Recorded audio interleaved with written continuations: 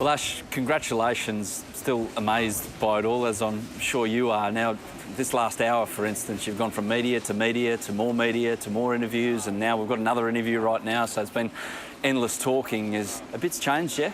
A little bit, yeah. Still enough time to check the cricket score, which is the most important thing. But no, it's part and parcel of what we do. All of the attention is magnified a little bit, but the people that I have around me, the way that I'm living my life hasn't changed a bit, and I think that's the best thing. Did you have to sit down with the people around you to say, hey, what's coming? I mean, John McEnroe makes the point, and Jim Courier has said it before as well. It can be a bit lonely. It can feel like everyone's coming for you.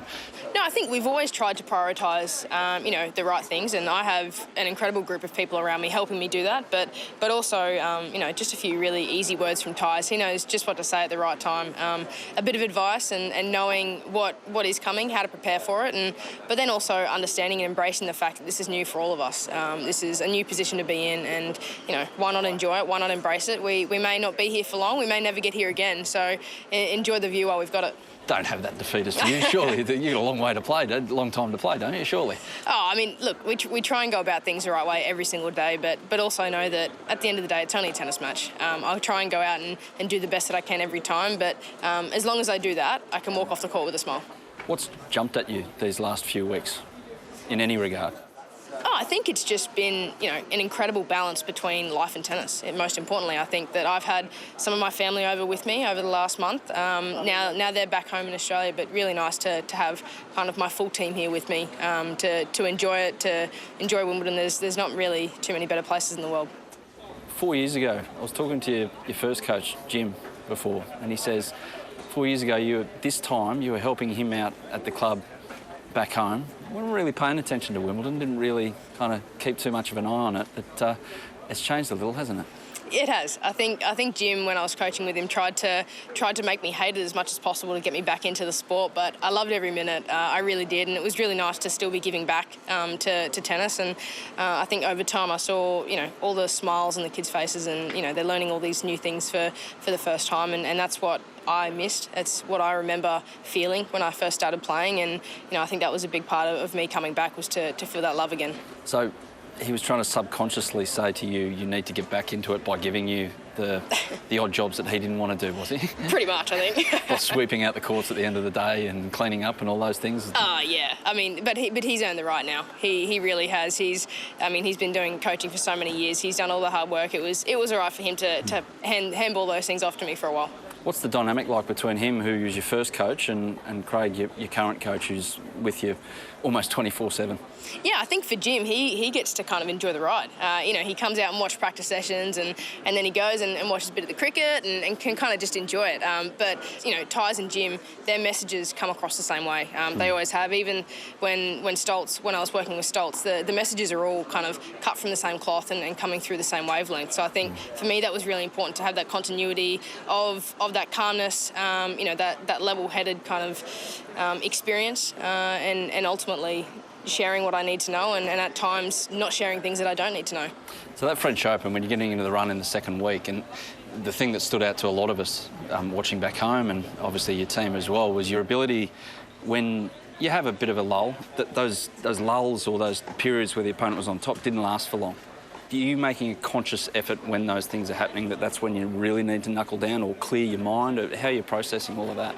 Yeah, I think it's really important to try and stay present.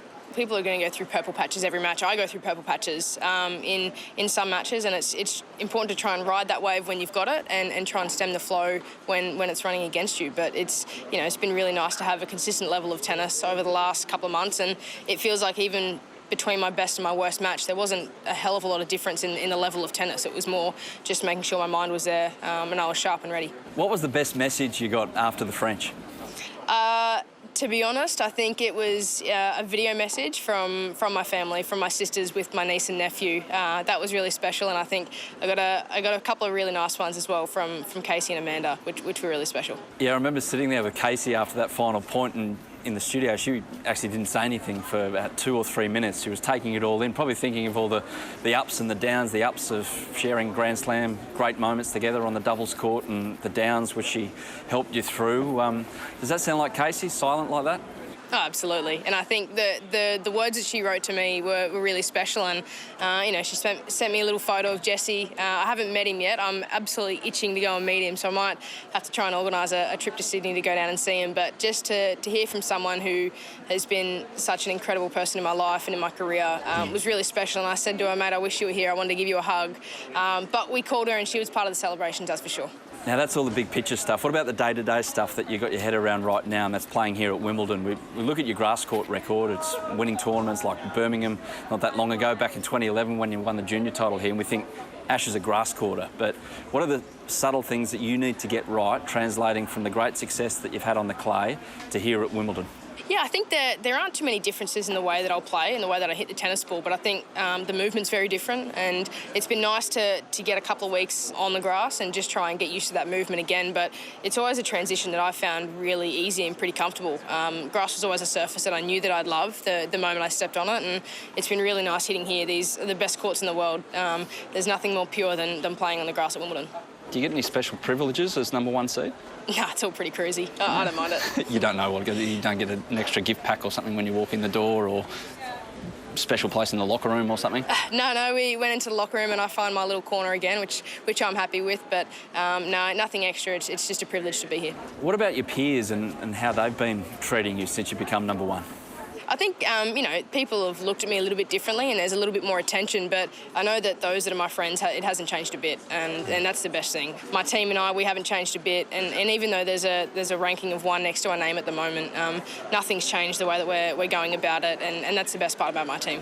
Well, I can kind of tell in the last couple of minutes your head's certainly not in the clouds, so that nothing's going to change that. It's been incredible these last couple of weeks. Hopefully it continues for you here at Wimbledon and the years to come. Congratulations and best of luck. Beauty. Cheers. Thanks.